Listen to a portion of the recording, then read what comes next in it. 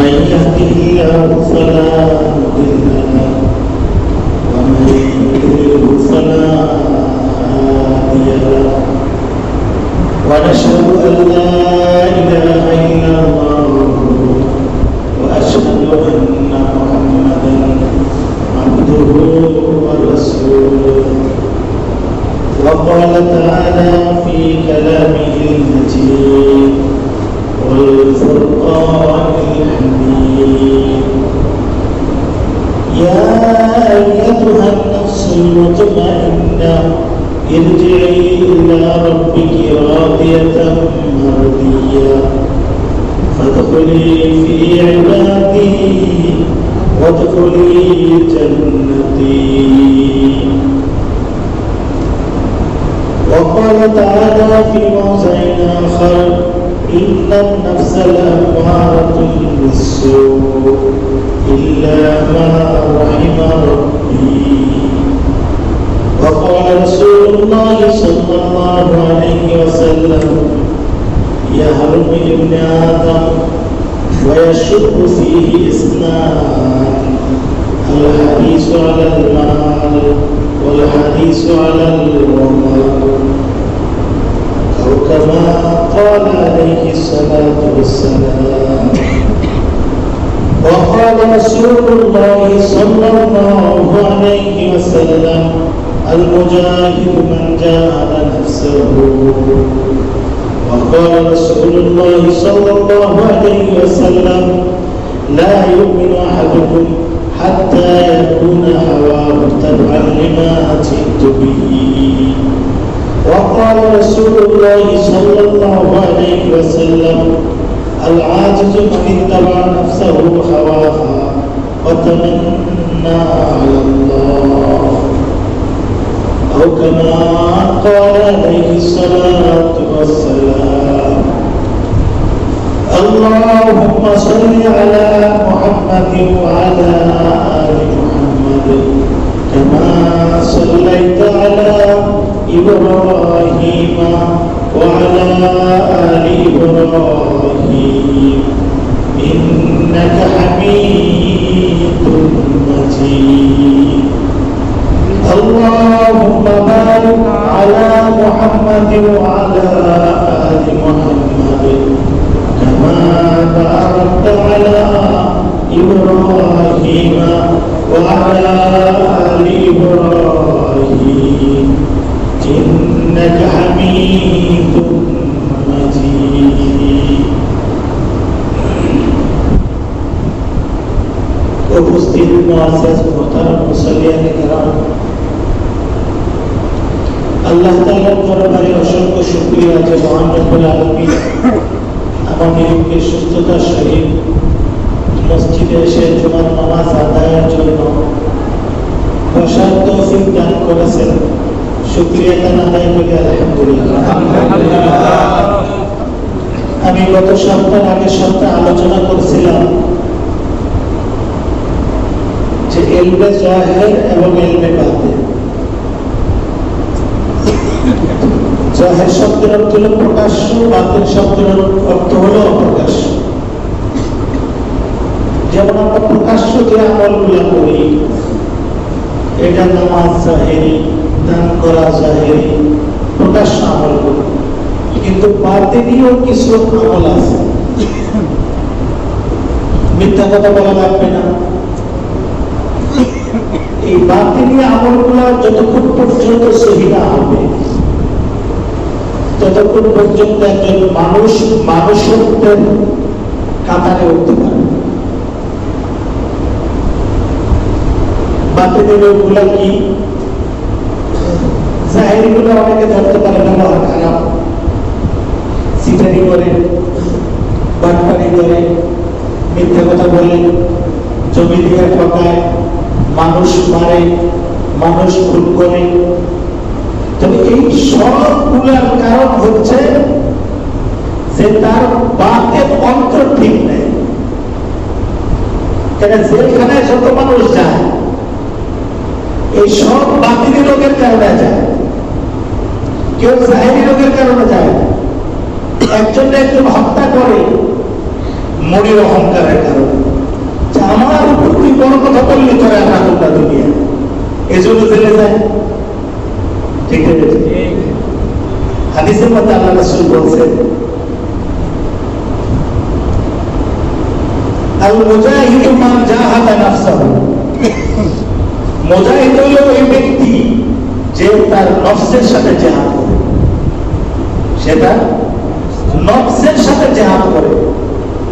রাসূল করিম সাল্লাল্লাহু আলাইহি ওয়াসাল্লাম তাবুকের যুদ্ধ থেকে প্রত্যাবর্তন করে মদিনায় যখন আসেন, রিটার্ন আসেন, তখন রাসূল বলেন, রাজানা মিন জিহাদিল আসকারি ইলা জিহাদিল আকবার, যে আমরা ফেরত আসলাম ছোট জেহাদ থেকে বড় জেহাদের দিকে। তলোয়ারের জেহাদ, যেখানে মানুষ কোরবানি হয়ে যায়, মানুষ শহীদ হয়ে যায়, মানুষের জান চলে যায়। রাসূল করিম সাল্লাল্লাহু আলাইহি ওয়াসাল্লাম বলেন যে এটা হলো রাজানা মিন জিহাদিল আসকার। আসকার শব্দের অর্থ হলো ছোট জেহাদ থেকে আমরা ফেরত আসলাম, এখন হলো আমাদের সামনে বড় জেহাদ। এটা বড় জেহাদ কেন? বলে মানুষ যে গুনাহ করে গোপনে গোপনে যুদ্ধে লাগাই দিলে, ঝগড়া লাগাই দিলে দুইটা খাইলে একটা দিতে পারে, কিন্তু মনের সাথে যদি যুদ্ধ না করতে পারে তাহলে চুরি থেকে ফিরতে পারে না। মনের সাথে যদি যুদ্ধ না করতে পারে তাহলে মিথ্যা থেকে ফিরতে পারে না। মনের সাথে যদি যুদ্ধ না করতে পারে তাহলে মানুষ খুনের থেকে এরকম ভাবে ফিরতে পারে না। মনের সাথে যদি যুদ্ধ না করতে পারে মানুষ অহংকার থেকে ফিরতে পারে না। মনের সাথে যদি যুদ্ধ না করতে পারে মানুষ মালের মহব্বত থেকে ফিরতে পারে না, মাল তাকে গুনায় ফেলায় যায়। যুদ্ধ করতে হবে মনের সাথে। রাসূল করিম সাল্লাল্লাহু আলাইহি ওয়াসাল্লাম বলেছেন, লা ইউমিনু আহাদুকুম, তোমাদের মধ্যে পরিপূর্ণ ঈমানদার হতে পারবে না তারা, হাত্তা ইয়াকুনা হাওয়াহু তাবআন লিমা জিতু বিহি, এই পর্যন্ত যে আমি যা নিয়ে আসছি, কে বলে? রাসূল। আমি যা নিয়ে আসছি তার প্রতি যদি সে পুরা অনুগত্য সৃষ্টি না করতে পারে, তার মনকে তাবে না বানাইতে পারে, তার মনকে গোলাম না বানাইতে পারে, ততক্ষণ পর্যন্ত সে পরিপূর্ণ মুমিন হতে পারবে না। তাই রাসূল কি নিয়ে আসছেন? রাসূল দুনিয়ায় কি নিয়ে আসছেন? নামাজ নিয়ে আসছেন, রোজা নিয়ে আসছেন। নামাজ নিয়ে আসছেন কোথেকে? বেলাস থেকে নামাজ নিয়ে আসছে না, রোজা নিয়ে আসছেন, যাকাত নিয়ে আসছেন, হজ নিয়ে আসছেন, সত্য কথা নিয়ে আসছেন, পরের হক নষ্ট করা না নিয়ে আসছেন, যে হক নষ্ট করা যাবে না, সুদ ঘুষ খাওয়া যাবে না, এগুলো নিয়ে আসছেন না।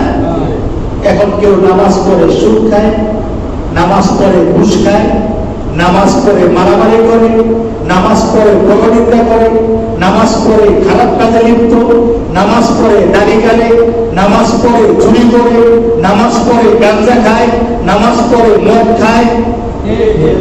আছে কি আছে? আল্লাহর চেয়ে বেশি মহব্বত করে দুনিয়ার এরকম লোক আছে। আছে কি আছে? কারা বেশি মহব্বত করে? নেতারা বেশি মহব্বত করে আল্লাহর চেয়ে। আল্লাহরে কিছু বললে লাগে না, নেতারে বললে লাগে। রাসূলে কিছু বললে গায়ে লাগে না, নেতারে বললে লাগে। ঠিক নেই? অনেক আছে ভক্ত পীরের মুড়ি, আল্লাহ রাসূলের চেয়ে ভক্ত পীরের দাম বেশি। বুঝলেন? অনেকে দরবারে যাইয়া দেখবেন যে মসজিদ ঘর, মাজার, মাজার শরীফ করা, অনেকে মাজার কোন শরীফ না, সব কবর। দুনিয়ায় মাজার হইল একটা। মাজার কয়টা? মাজার কয়টা? একটা। কোন গায়ে? আর কোনো কি নেই? আমার শাহজাহানের মাজার পড়ে গেল, আমার মাকু শাহ মাজার পড়ে গেল, গোলাম শাহ মাজার পড়ে গেল, এগুলো কোনো মাজার না, এগুলো সব কবর। কোন কবরে হাদিস কোরআনের ফতোয়া অনুযায়ী কোন কবর পাকা দেওয়াল করা, সাফ করা, দেওয়াল করা, টাইলস করা জায়েজ নাই। কোন কবর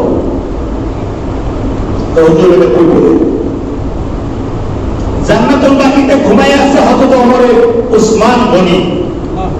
জান্নাতুল বাকিতে ঘুমিয়ে আছেন হযরত ফাতেমাতুজ জোহরা, জান্নাতুল বাকিতে ঘুমিয়ে আছেন আয়েশা সিদ্দিকা রাদিয়াল্লাহু তাআলা আনহা, জান্নাতুল বাকিতে ঘুমিয়ে আছেন হযরত হাসাইয়া রাসূল করিম সাল্লাল্লাহু আলাইহি ওয়াসাল্লামের দুই ছেলে কাসেম ইব্রাহিম ঘুমিয়ে রয়েছে। তার কবরে কোনো বেড়াও নাই, কোনো ইট দিয়া ফাঁকাও নাই, কোনো টাইলস করা নাই, কোনো কিছু করা নাই। তো এসে দামি মানুষ কি আরো হয়ে গেল? কোনো কবর টাইলস করা যায় নাই, শুধু ইটা দিয়া। আমাদের যে বড় বড় বুজুর্গরা আছে, যে সমস্ত মাজারগুলো বেদাতিরা নিয়ে গেছে, ওগুলোর কথা ভিন্ন। কিন্তু আমাদের যে বুজুর্গ হুসাইন আহমদ মাদানী রহমাতুল্লাহ আলাইহি দেওবন্দ মাদ্রাসার পাশে ঘুমায়া রয়েছে, তার কবরে একটা ইটা ছাড়া কিছু নাই। কাসেম নানতুবি রহমাতুল্লাহ আলাইহি তার কবরের মাথায় একটা ইটা ছাড়া কিছু নাই। এরকম ভাবে হযরতে রশিদ আহমদ গঙ্গোহী রহমাতুল্লাহ আলাইহি তার কবরের সামনে একটা ইটা ছাড়া কিছু নাই। হযরতে হাকিমুল উম্মত আশরাফ আলী থানভী রহমাতুল্লাহ আলাইহি নব্বরাল্লাহু মারকাদাহু তার কবরের সামনে একটা ইটা ছাড়া কিছু নাই। এই কবরগুলো বানাইছে কারা? এই উপমহাদেশের মধ্যে যে হাদিস বিশাল হাদিস যে নিয়ে আসছে, যার সনদ সব শাহ ওলিউল্লাহ রহমাতুল্লাহ আলাইহির কাছে যায়, শাহ ওলিউল্লাহ রহমাতুল্লাহ আলাইহির কবরের মধ্যে একটা ইটা ছাড়া কিছু নাই।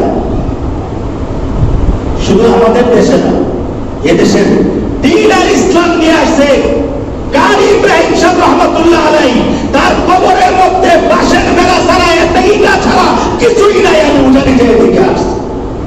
হাফিজ চৌধুরী রহমাতুল্লাহ আলাইহি যে বাংলার কুতুব, তার কবরের মধ্যে কোনো বেড়া নাই, এখনো বাঁশের বেড়া। হাফিজ চৌধুরী রহমাতুল্লাহ আলাইহি, ফখরে বাঙ্গাল তাজুল ইসলাম শাহ রহমাতুল্লাহ আলাইহি আমি যার কবরের পাশে দেয়া দেখে আসছি, যার কবরে কোনো টাইলস এরকম ভাবে কোনো ইটার বেড়া নাই, আমি দেখে আসছি। ফখরে বাঙ্গাল যাকে উপাধি দিয়ে দিয়েছে সদর শাহ রহমাতুল্লাহ আলাইহি, যাকে দেওবন্দ থেকে উপাধি দিতে সদর মানে হলো বুক, ইসলামের এলেমের বুক দিয়ে বাংলাদেশে পাঠাইলাম। শামসুল হক ফরিদপুর রহমাতুল্লাহ আলাইহি গোপালগঞ্জে ঘুমিয়ে আছে, যার কবরে একটা ইটাও নাই, টাইলসও নাই। কেন? এগুলো আলেমদের ভালো। এই জন্য আমরা আজকে অনেক পাগল করে গেলে যে নামাজ পড়ে নাই, রোজা করে নাই, ন্যাংটা ছিল, অমুক ছিল, কিছু বেনামাজিরা, বাটপাররা, চান্দাবাজরা, যারা বউরে খাওয়ায় না, যারা গাঞ্জায় আড্ডা দেয়, ওরা মাজার বানা। ঠিক। যারা জিনা করে ওরা মাজারের সবকিছু করে, যারা পর্দা করে না ওরা মাজারের সবকিছু করে, যারা মহিলাদের সাথে পর্দা নাই মাজারের মধ্যে বসাইয়া ওরা সবকিছু করে। ওরা মাজারের মহব্বতকারী না, ওরা হলো মাজারের সবচেয়ে বড় বড় বড় শত্রু। ঠিক। মাজারের কাছে যে কোনো মহিলারা যাইতে পারে। আজকে মুসলমানদের ঈমান নষ্ট করার একটা রাস্তা হয়েছে মাজার। ওখানে যায় যদি আমি মৌলবীর কোনো কথা বলি, আমার জান নিয়ে ফেরত আসা সম্ভব না। শাহালির মাজারে কারা? ওখানে একজন আলেম পাওয়া যায়, ওখানে বড় বড় মশলা পাওয়া যায়। এরকম ভাবে 1 মাস 2 বছর গোসল করে না, সিকুল করে আছে, ওদেরকে পাওয়া যায়। অর্থাৎ এই মাজারগুলা আমি কোনো অনেকে বলে হুজুর আপনারা ওলি আল্লাহর বিরুদ্ধে বলেন, আমরা ওলি আল্লাহর বিরুদ্ধে বলি না। আমরা শাহজালাল ইয়ামানি রহমাতুল্লাহ আলাইহি রূহানি সন্তান, আমরা কেন বিরুদ্ধে বলবো? শাহজালাল ইয়ামানি রহমাতুল্লাহ আলাইহি এরকম কোন মাজারের মধ্যে মোমবাতি জ্বালাইছে, কোন মাজারের মধ্যে মহিলা নিয়ে আড্ডা দিয়েছে? তোমরা যারা আড্ডা দাও, তোমরা হলো শাহজালাল ইয়ামানির রূহের শত্রু। ঠিক। তোমরা কখনো হতে পারো। এই জন্য আমি বলছিলাম যেরকম ভাবে নিজের খায়ের সাথে নফসানিকে কোরবানি দিতে হবে, নিজের মনকে কোরবানি যে দিতে পারবে সে হবে সঠিক মুসলমান। আজকে তো কোরবানি নাই, মন মতো ইসলাম চালাই দিছে, নামাজ মন মতো পড়ে, নিজের বউকে মন মতো চালায়, নিজের মেয়েকে মন মতো চালায়, নিজের সংসার মন মতো চালায়, নিজের দোকান মন মতো চালায়, নিজের বিবাহ শাদী মন মতো চালায়, বিবাহ অনুষ্ঠান মন মতো চালায়, ছেলের বিবাহ মন মতো চালায়। আর মসজিদ আইসা মিষ্টি আইনা বিলাপ করে বলে আমি রাসূলের খুব বড় দরদি। বুঝলেন নাই কথা না? অনেকে একজনের কাছে দিলে বুঝবেন, একজনে বলছে বউ ছেলে দিছে। কি ছেলে দিছে?